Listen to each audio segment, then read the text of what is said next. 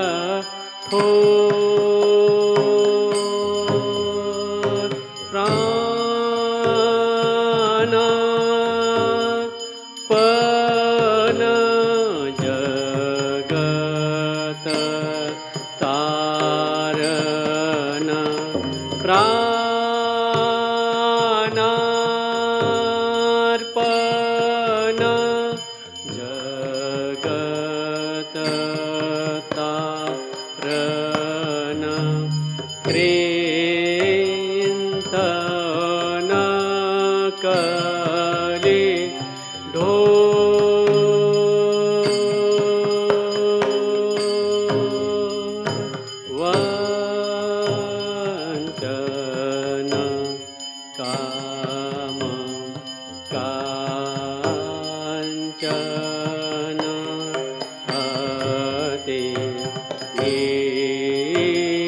निंदित इंद्रिय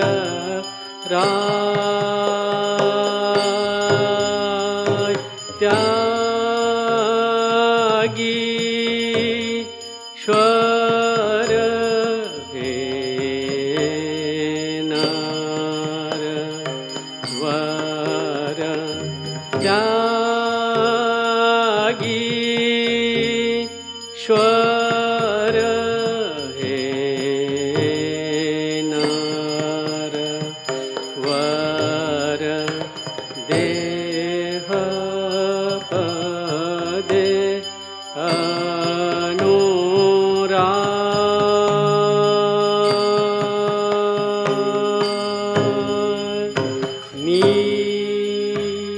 निर्भय गत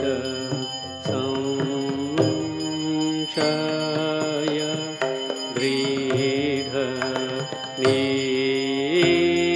निश्चय मानस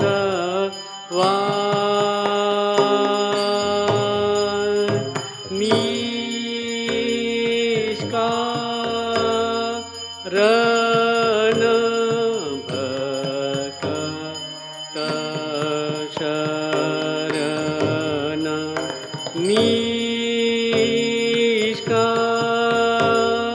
निष्कारण भक्त शरण त्याजे जाते कुल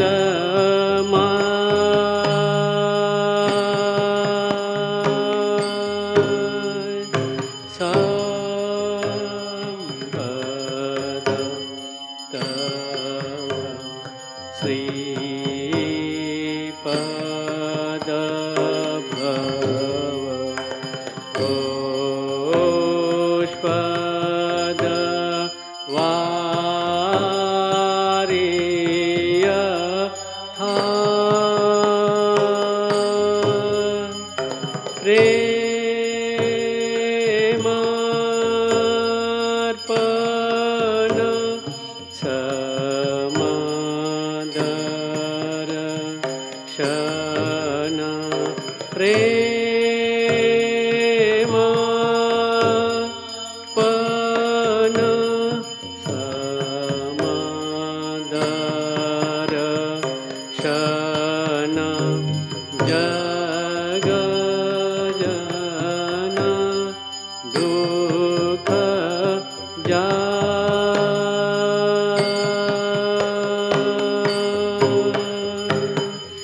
संपद तव श्रीपद भव गोष्पद वारि काय प्रेमार्पण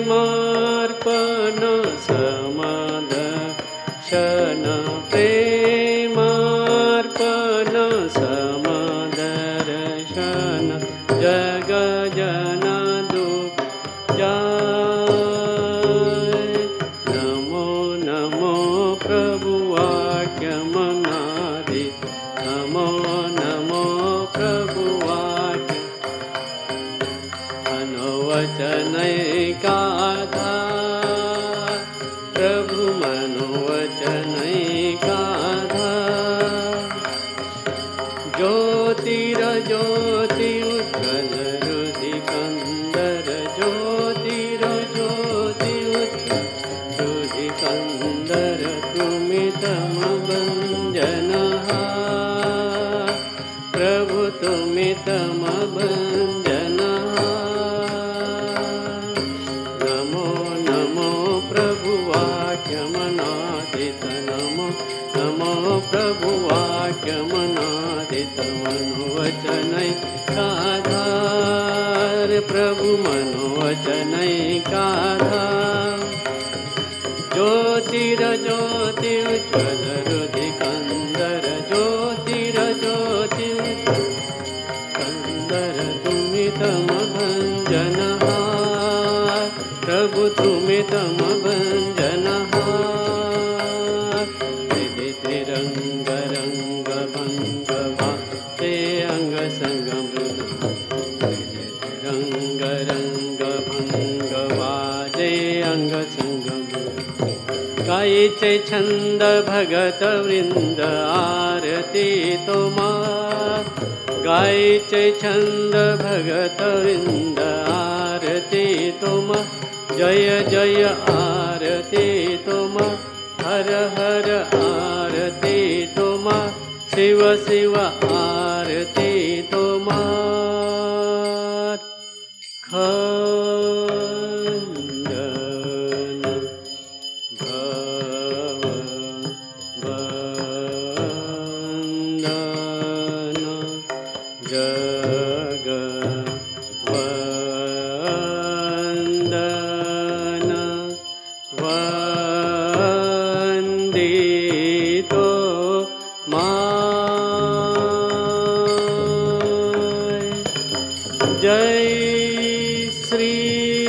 गुरु महाराज जी की जय।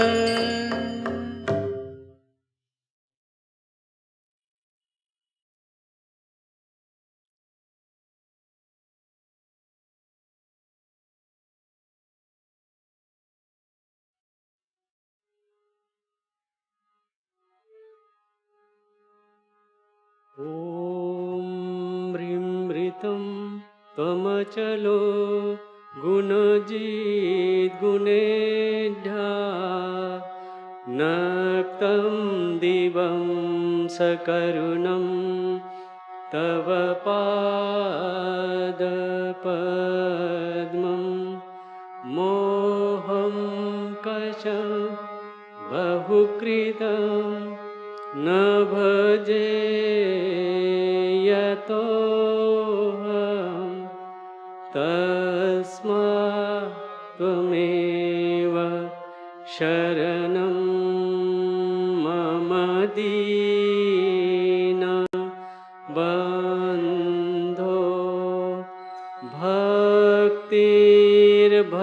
भक्तिर्भगश्च भजनं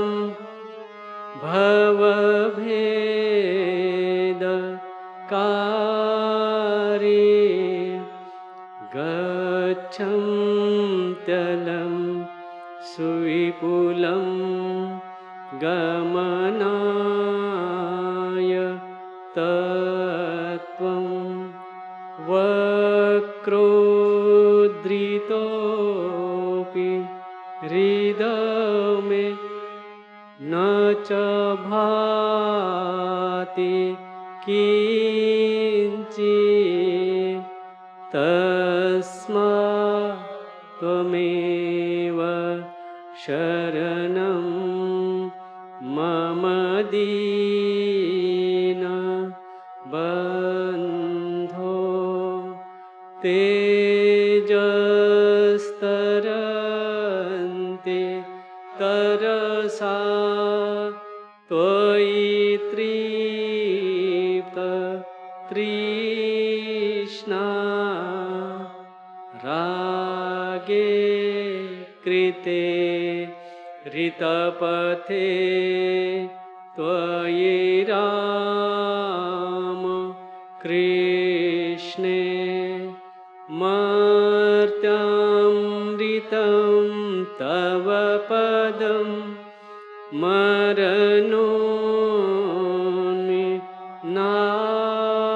मरणोन्नाशं तस्मात् त्वमेव शरणं मम दीनबन्धो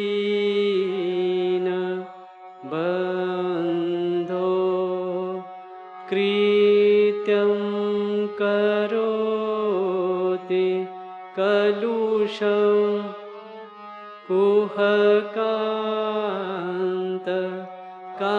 कुहकान्तकारी स्नान्तं शिवं सुविमलं तव नाम नाथ यस्य तस्मादहं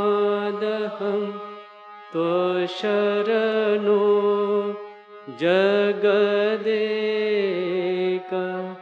गम्य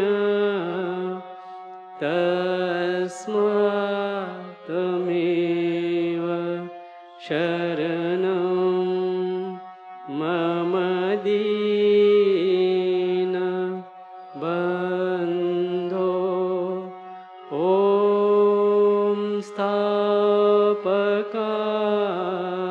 च धर्मस्य सर्वधर्म स्वरूपिणे अवतार वरिष्ठाय रामकृष्णाय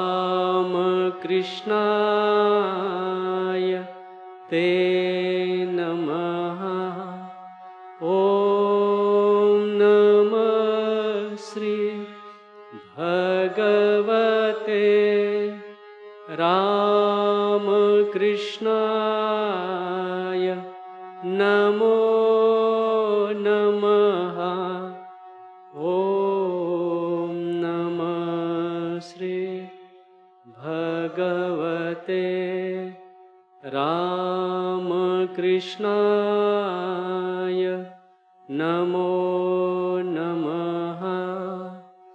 ॐ नमः श्री भगवते रामकृष्णाय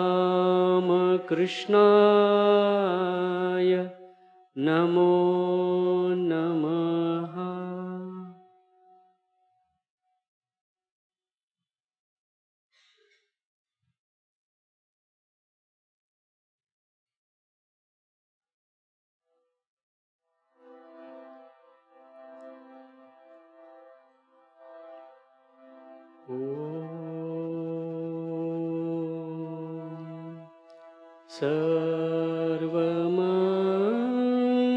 सर्वमङ्गल माङ्गल्ये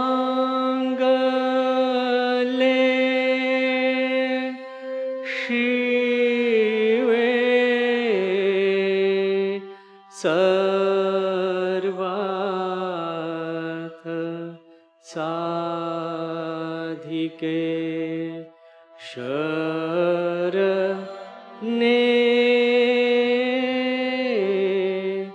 त्र्यम्बके गौरी नारायणी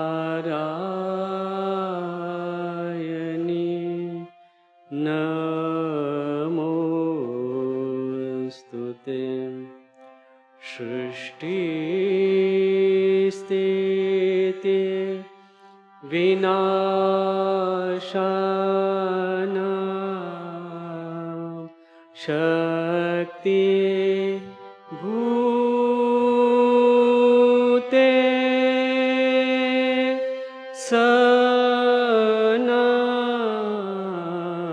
सनातनी गुणा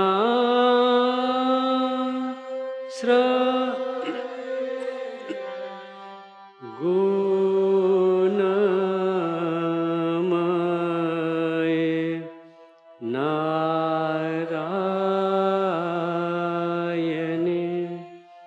नमोस्तुते।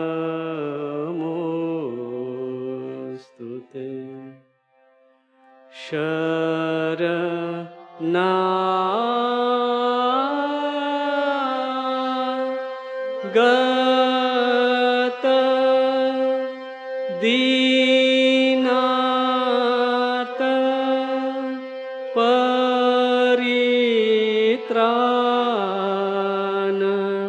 परायणे सर्वशान्ति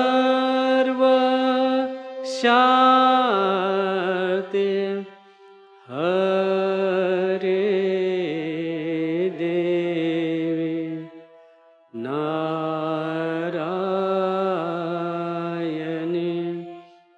नमोस्तुते।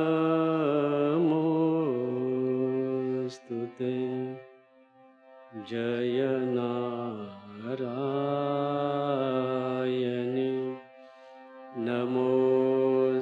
जय नारायणी नमोस्तुते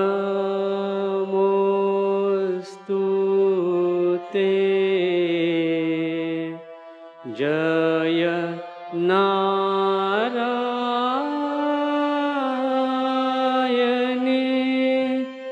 नमोस्तुते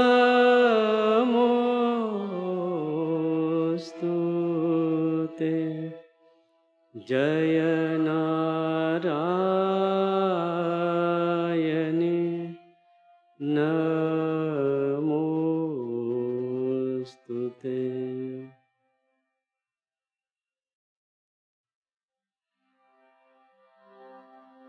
जय महामाई की जय। जय भगवान श्री रामकृष्ण देव की जय।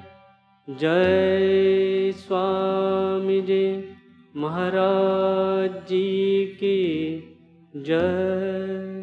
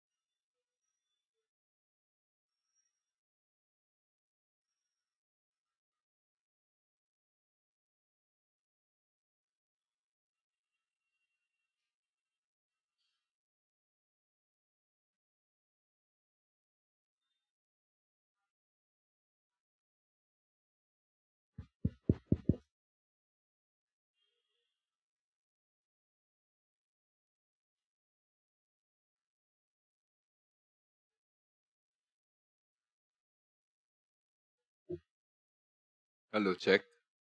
Hello, check.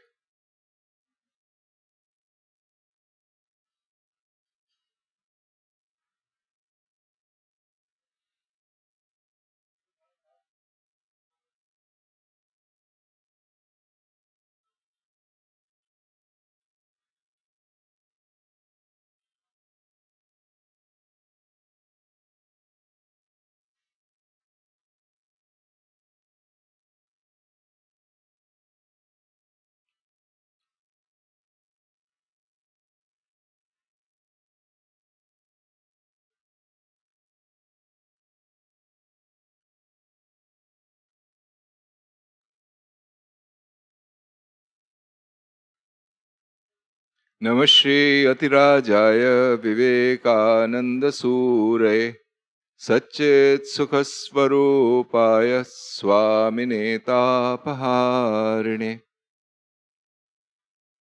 So last time we had talked about this passage from Vivekananda's Absolute and the Manifestation, where he has talked about, in one paragraph, there's a whole synthesis that he has envisaged and painted. And let's go over this again, because it's a rather dense passage. And the more you think about it, the more it seems to reveal its inner contents. It's almost aphoristic in content. I would say one thing more in connection with this philosophy, and here he's talking about Advaita Vedanta. In the old Upanishads, we find sublime poetry, where authors were poets. Plato says inspiration comes to people through poetry, and it seems as if these ancient rishis, seers of truth, were raised above humanity to show these truths through poetry. They never preached, nor philosophized, nor wrote. Music came out of their hearts.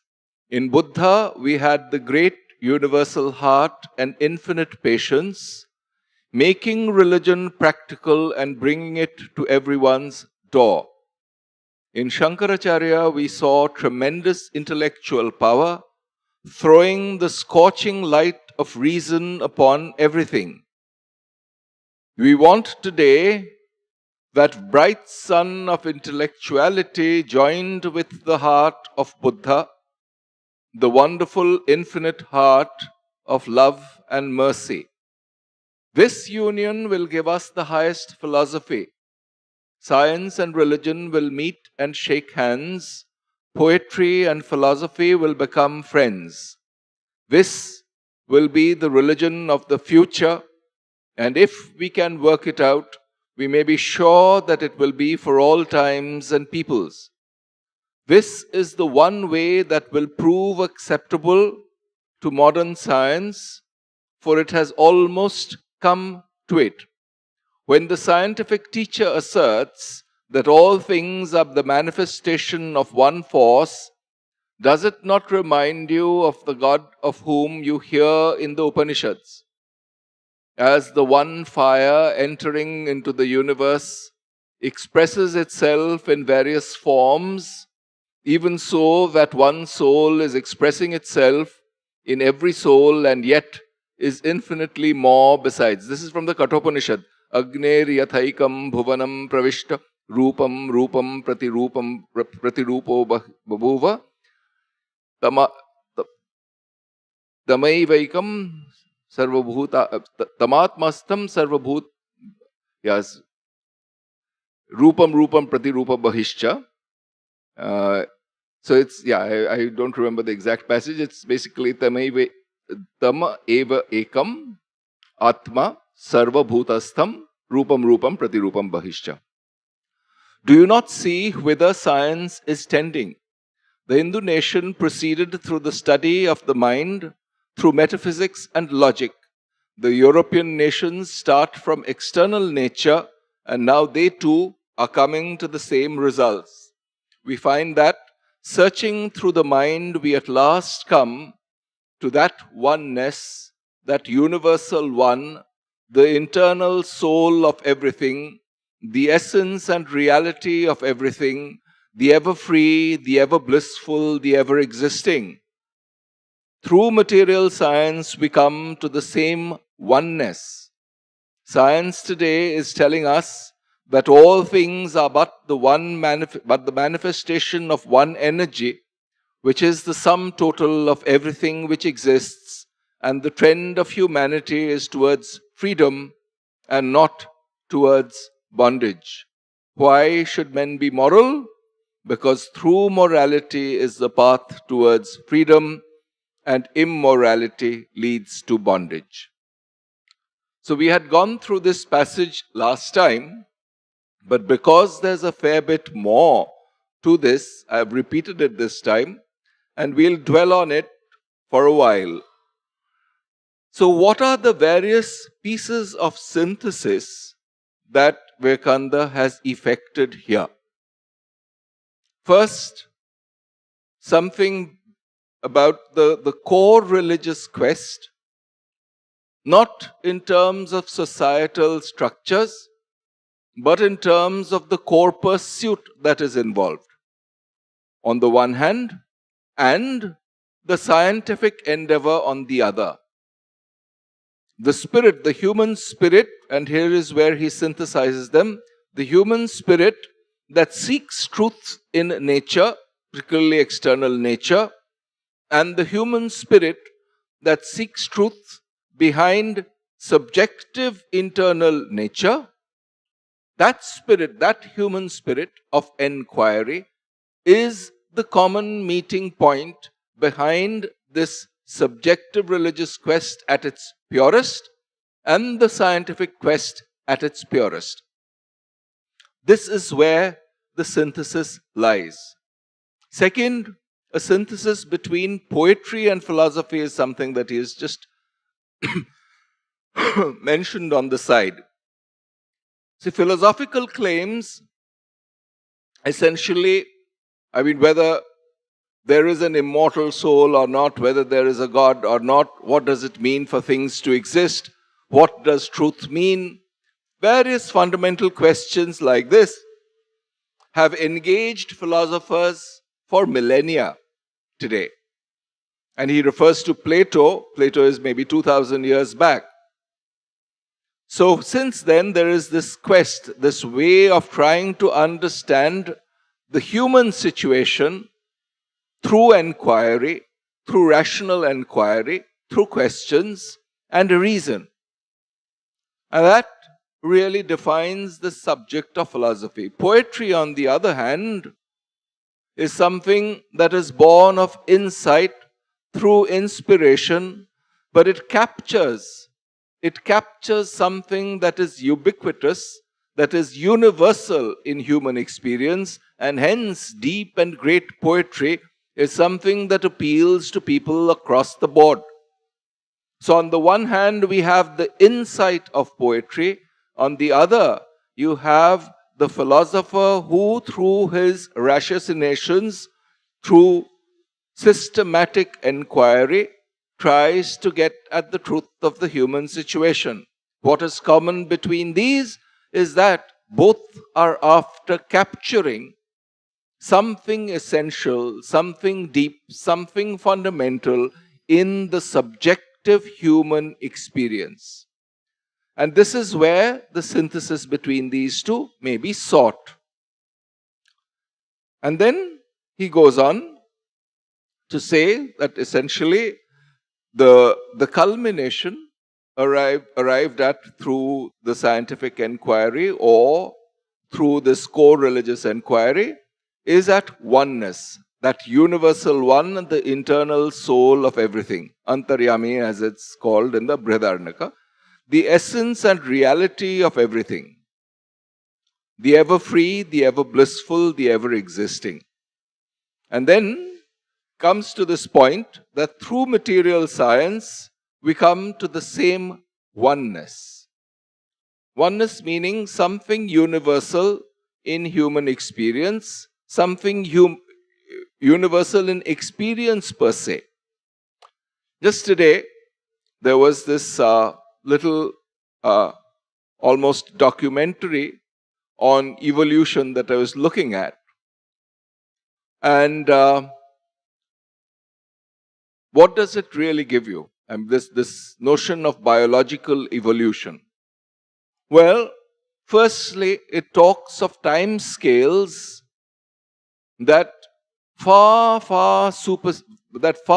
exceed the kind of time scales that we as human beings are accustomed to at our common sense level. And one particularly amusing but somewhat aggravating statement by people who, quote unquote, do not believe in evolution is that, oh no, we do not believe that we've come from the monkeys.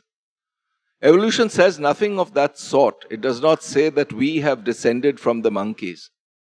What it really says is that the monkeys and human beings have a common evolutionary ancestor. And then, through various genetic mutations, one branch of that evolutionary tree goes off towards primates, towards basically primates like us, and another towards other creatures. So basically, if we trace this evolutionary tree back in time, and what are the means that we have available to us? Various scientific findings, including fossils, which we have the technology to date today. And through these means, we can try to understand that we as human beings, Homo sapiens, on this planet, are not particularly exclusive. The evolutionary method, it tries out various experiments, and there are some experiments that are more successful than others. So these outputs of experiments turn out to be something that basically fits itself into the surrounding environments. So for instance, some couple of billions of years back, life on Earth is supposed to have started around 4 billion years back. Life in some very primitive form, some nucleotides floating around in the water that was all over the Earth at that time. And some of these things got thrown together, forming the first primitive cell. And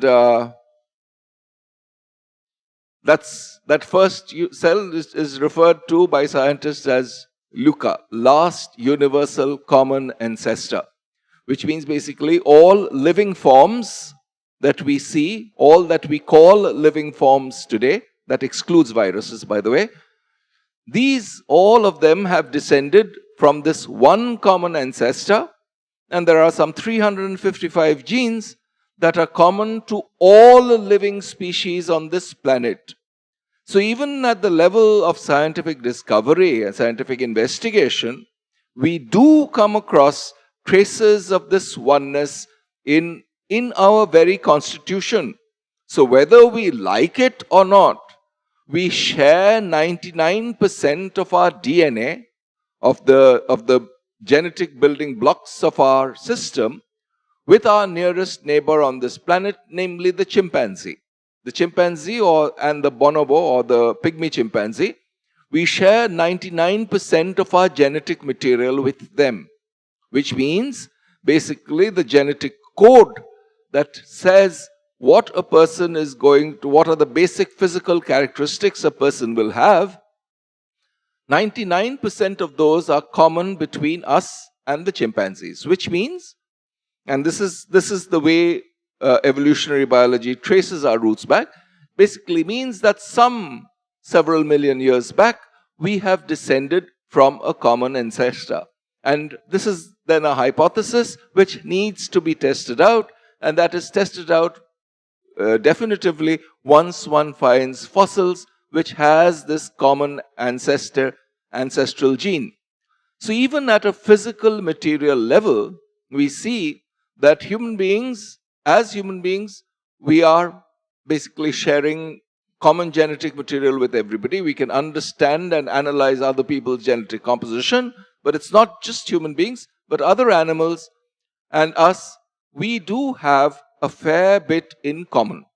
And if you push that to the limit, you basically discover that essentially all that we call living human beings share this common genetic material, going back to what we've called the LUCA, the last universal common ancestor for all animals and plants, for all living beings. Similarly, if you trace it further back, there's something called the FUCA, first universal common ancestor, from which basically both viruses and what we call living beings today have descended. Anyway, the scientific, these are relatively recent discoveries, certainly over the last decade. So what's the point of this? The point of this is basically it's driven. I mean, this is hard science. This is hard biological, evolutionary biology as a field of pursuit. So what's going on there? The hypothesis basically is that there is a certain unity. There is a certain unity between all living forms that inhabit this planet. Now, where does this, and it's this particular paradigm that leads people to hunt for similarity, to hunt for common origins. And then then when this notion of commonness, which is investigated in science through third-person methods, through objective methods which can be communicated to another, when this process becomes a process of a subjective quest, not through third-person inquiry of stuff on the outside, stuff that we can sense and analyze through sensory perception and intellectual analysis, not through these means, but through an analysis and understanding of our subjective psyche, which means by our intellects directed inwards as opposed to outwards, then what happens is that we find in our consciousness itself these universal aspects. So the first quest hunts for universality from a third-person perspective. Vedanta, on the other hand, hunts for universality in the first-person perspective, in the subjective way of knowing. And then through analysis, the final culmination of that turns out to be this Aham Brahmasmi, which means that this principle of consciousness in and through which we know everything is something that is not different in you and in me. It is precisely this subjective understanding that leads to what we call morality in societies today. And this is why he says, so he has related all these themes together in this one paragraph. And therefore he defines morality as the path towards freedom. And immorality leads to bondage. That which leads to freedom is by definition morality in this sense.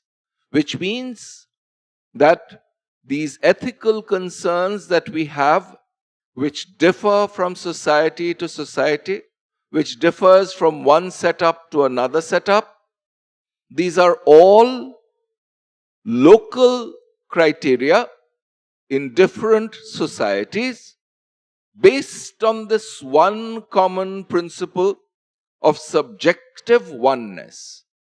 And therefore, morality is that which leads towards this oneness. Immorality is something that opposes that. And it is in this oneness that we find freedom.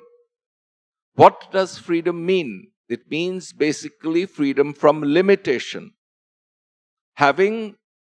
If one is aware that if one becomes aware at a certain level that there is this universal principle of consciousness, which is identical with the essence of one's own being, then what happens? What are the pragmatic, practical consequences of such an understanding? It means essentially that this consciousness, firstly, is not something that is born, not something, therefore, that will die. Which means that the primeval fear that drives us as creatures, as human beings who are born and die, that primeval fear is gone. That fear is what was driving us to compete with others, to act violently, to react to various situations, all because we were trying to preserve this selfhood qualified by this limited body and mind. But suppose one understands and grasps that this is not really something that I am, through various methods, through analysis, through concentration of mind, through work done in a selfless spirit, and so on. Once one grasps this central principle, what happens? Essentially, one does not have that tendency to cling to various things, mental or physical. In the script, in the traditional Vedantic literature, it is this that is called Vairagya. And Bhartrihari, in one of his poems, Vairagya Shatakam, says, Vairagyam eva abhayam. That alone, this dispassion alone is fearlessness. Why?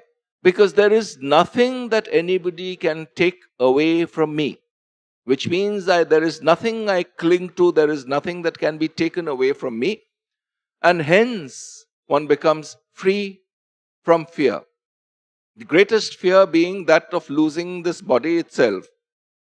But if one sees that as a bunch of chemical reactions and phenomena proceeding along in consciousness, and this background consciousness is something that never rises, never sets, never is born, never dies, and that is the essence of my own being, then who can take away anything from anybody?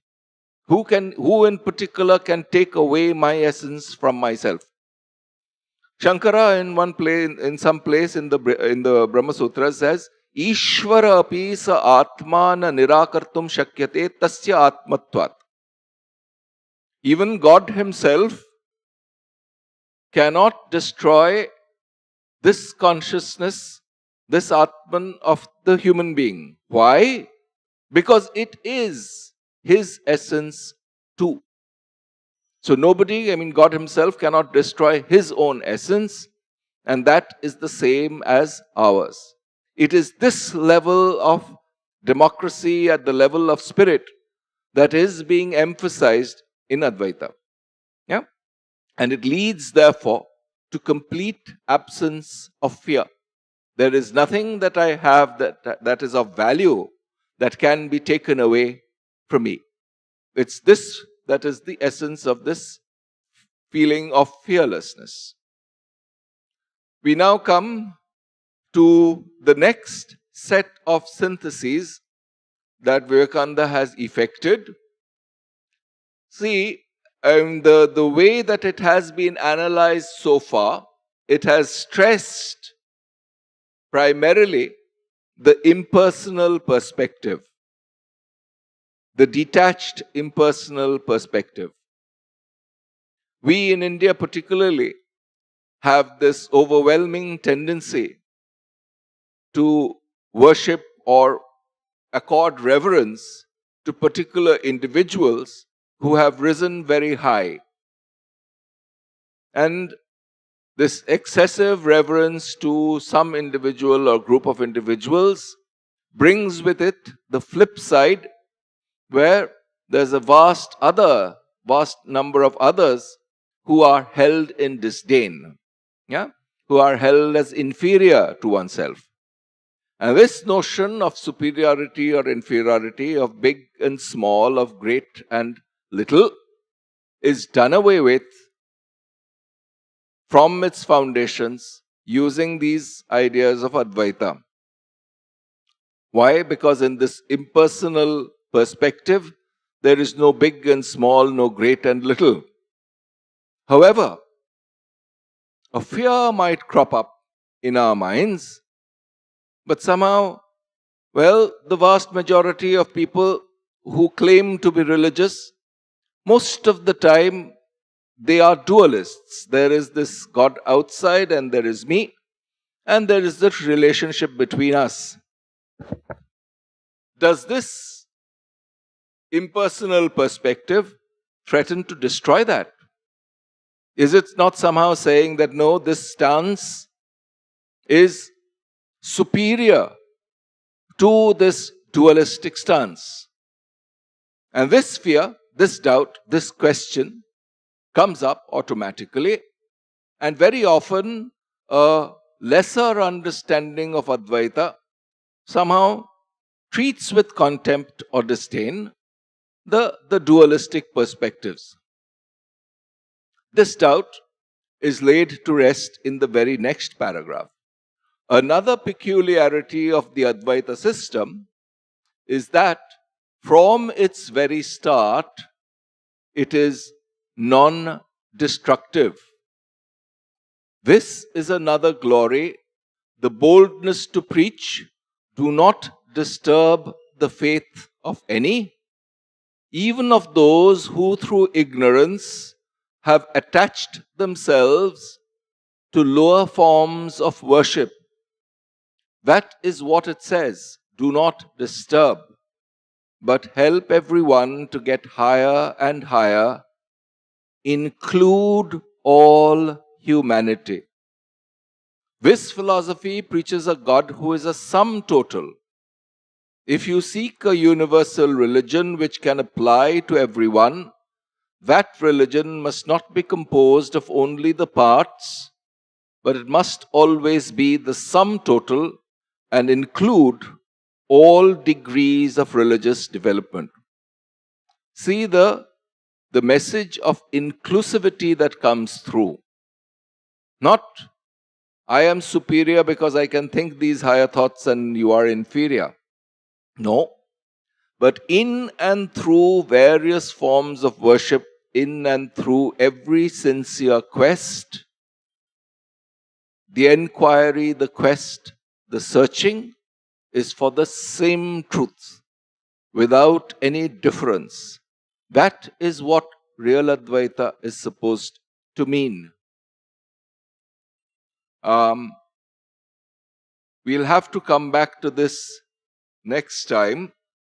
But for now, there are two statements, two very beautiful poetic passages, one from a traditionally dualistic one from an Advaitic one. So in the Shiva Mahimna Stotra, it's supposed to be dualistic. Why? Because it's worship of a deity. There it is said, Riju Kutila Nana Pathajusham Nriname Ko Gamya Twamasi Payasam Arnava Iva. Through paths, and this is something that was quoted by Vivekananda long back in 1893 at the Parliament of Religions. Riju Kutila Nana, I mean the English paraphrasing of this. Riju, straight, Kutila, crooked, Nana Pathajusham. Through various paths, which may be straight or crooked, human beings come to thee alone. Which means that this common goal. So here it's called Shiva. Even the word Narayana, it comes from this Nara, Sna, Ayana. Goal of all humans. Yeah? That's the meaning of that word. After that, we conjure it up, give it a physical form, and then start differentiating. Oh, this is this person who holds a conch and a shell, etc., etc. And here is somebody who has a snake around its neck. Clearly, they are not the same. Why? Because we are apt to give this crude form for concreteness, and then we forget the essence. However, the content is here that the pursuit, whatever one is seeking, is what I am calling Shiva here. I mean, in this case, this Shiva Mahimna Stotra. The Advaita Vedantin does not give a deistic name, does not give a theistic name, but abstracts out something in the subjective content of the consciousness of every human being. And so,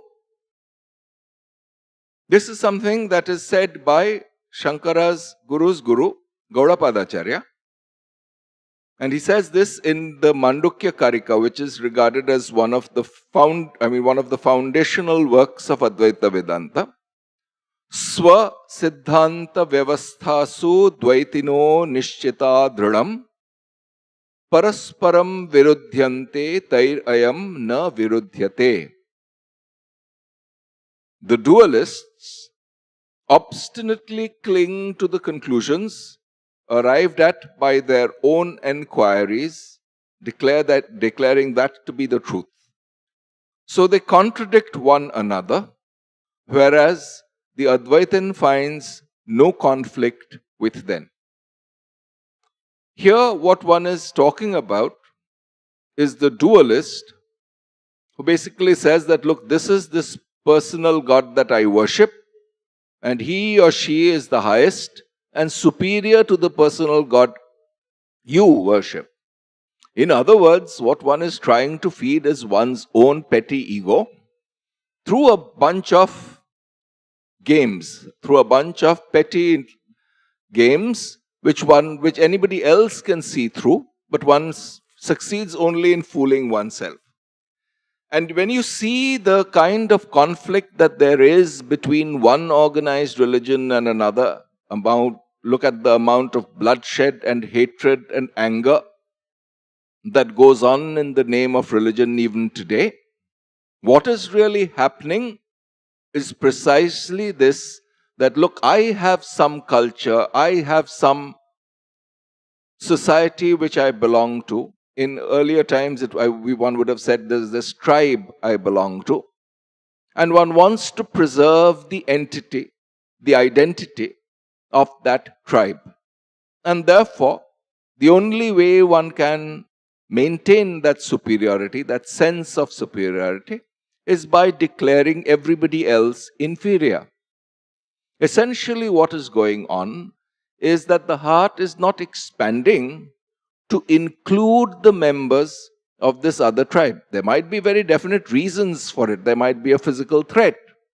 But whatever it is, whatever the reason be, it is this kind of thinking attributes a certain reality to these differences, which through analysis could be removed. And if you see, we see newspaper articles which keep on talking about the violence meted out by people claiming to subscribe to one religion to the members of another. I will not get into specifics here. I'm sure all of you know about these things. We see the newspapers full of these items which deal with this, basically this tribalistic spirit, the spirit of human beings as belonging to one tribe as opposed to another. And then what will be what is it that is going to really destroy this kind of prejudice is this clear light of reason shone upon it. And therefore the same set of people will resist highly any kind of enquiry, any kind of impersonal thing. And therefore, these dualists, that's what Gaudapad says here, Swasiddhanta. So there is a certain doctrine, certain norms that I, as belonging to a particular culture, subscribe to. And therefore, that must be true because that's what holds me together. And therefore, if somebody else belongs to another set of doctrines, another set of cultural artifacts, then that is wrong. Why? No real reason. And so instead of trying to sit down, trying to understand what is common to these things and basically understand that, look, at a certain level, there are certain accidents of societal evolution that have led to norms of one kind in one place and another kind in another place. Instead of doing this calm, level-headed analysis, it's much easier to spring forth and try to remove that opposition and try to say that, no, this duality thing does not really exist. We are superior. That's never going to happen.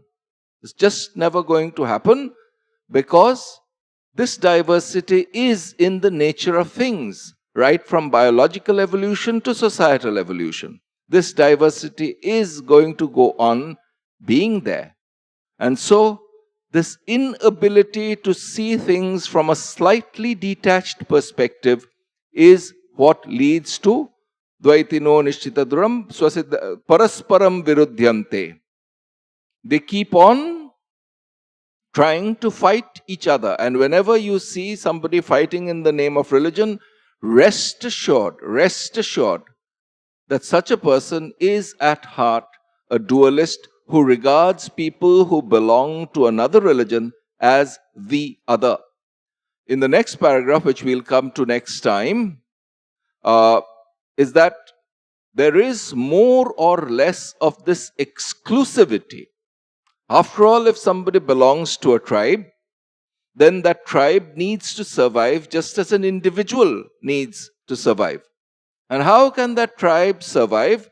By sharing within the tribe certain stories, certain anecdotes, and essentially that now becomes part of the shared culture. It's exactly these narratives that in time give rise to culture.